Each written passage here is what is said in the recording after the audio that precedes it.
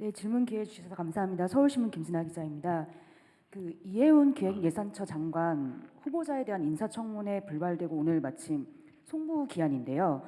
재송부를 요청하실 생각이신지 좀 궁금하고요.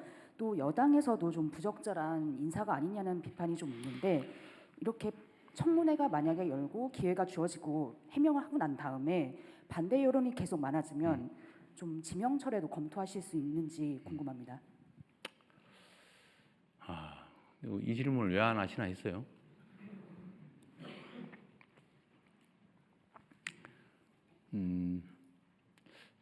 참 어렵습니다. 제가 지금 어려운 일이 두 가지인데 좀 이따 얘기하시겠지만 검찰 개혁에 관한 논란, 또 소위 탕평 인사에 관한 이해운 지명자에 관한 문제, 이거 정말 어려운 주제 중에 하나입니다. 직설적으로 얘기를 하면 이해훈 지명자에 대해서 어떻게 할지는 아직 결정은 못했어요. 근데 아쉬운 거는 본인의 이야기를 공개적으로 들어볼 기회를 갖고 그 청문 과정을 본 우리 국민들의 좀 판단을 제가 들어보고 좀 그렇게 판단하고 싶었는데, 결정하고 싶었는데 그 기회마저 봉쇄돼서 본인도 아쉽겠지만 저도 참 아쉽습니다. 문제가 있어 보이긴 해요. 그리고 우리 국민들께서도 문제 의식을 가지시는 부분도 있습니다. 그리고 저로서도 아쉽기도 하죠. 그러나 그에 대해서 본인의 해명도 또 들어봐야 되는 거 아닌가요? 그게 공정하죠.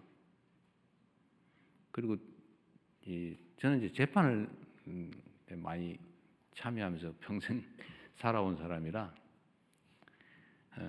우리 의뢰인 쪽 얘기를 제가 잘 정리를 해가지고 이제 판사를 설득하는 일을 평생을 해왔잖아요. 직업으로. 이 원고 측 유능한 대리인이 써놓은 걸 읽어보면요, 100%그 사람 말이 맞아요. 그런데 피고 측이 써놓은, 유능한 변호사가 써놓은 주장을 잘 읽어보면 100% 맞아요. 그래서 두 사람 얘기를 다 들어보면 판단이 좀 서요. 양쌍방의 얘기를. 그래서 재판제도가 원래 공격 방어가 중요해요. 그래서 한쪽 얘기만 듣고 판단하는 거는 그리 바람직하지 않더라.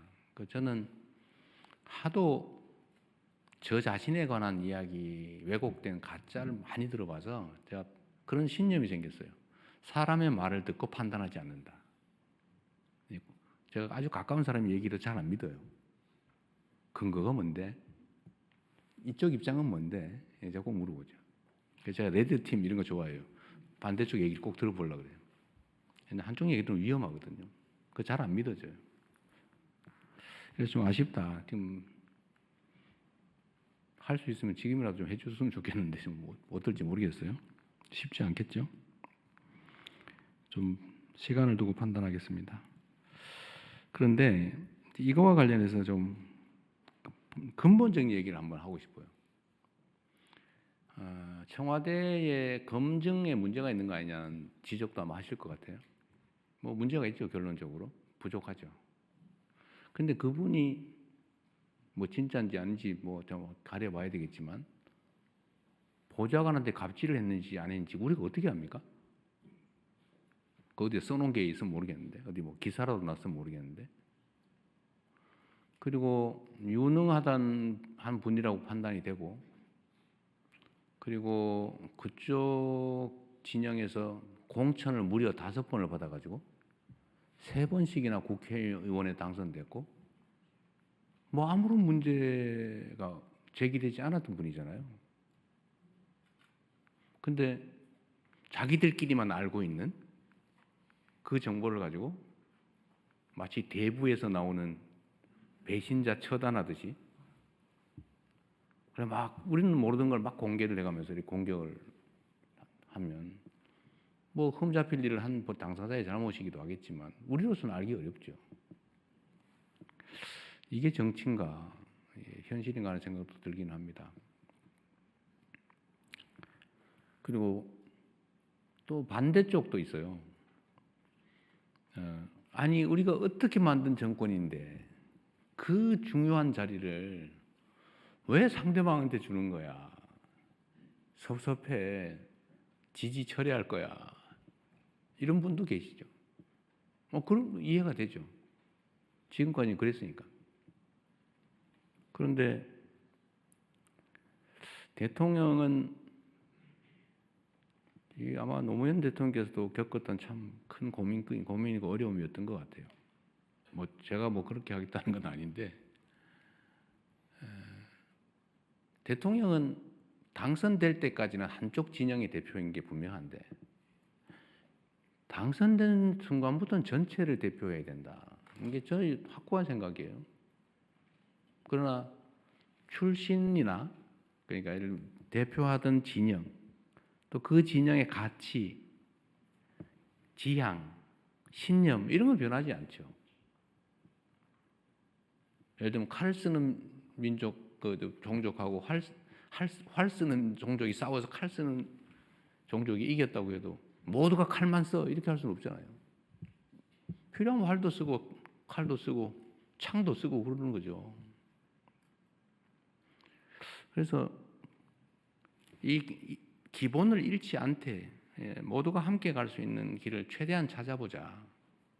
제가 강요 임명이나 우리 청와대 참모들을 꾸리는데 압도적 다수는 우리의 생각과 가치, 지향을 함께하는 같은 색깔의 같은 진영의 사람이잖아요.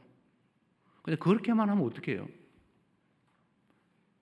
그래서 이제는 우리가 휘둘리지 않을 정도가 됐으니까 우리가 다른 의견도 좀 반영도 좀 하고, 특히 경제 분야는 소위 보수적 가치가 또 보수적 질서가 또 중요한 측면도 있고, 그래서 우리가 좀 점검을 해가면서 가자.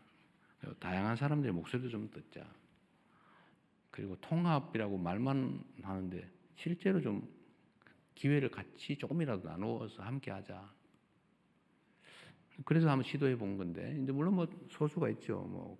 다른 장관도 계시고, 다른 위원장도 계시고, 참모들도 있고 하긴 한데, 이번 이혜훈 장관 지명자 문제는 이렇게 극렬하게 저항에 부딪힐 줄은 몰랐습니다. 이 정도일 줄은 몰랐어요. 좀 어렵습니다. 어려운데, 하여튼 우리 국민 여러분께서도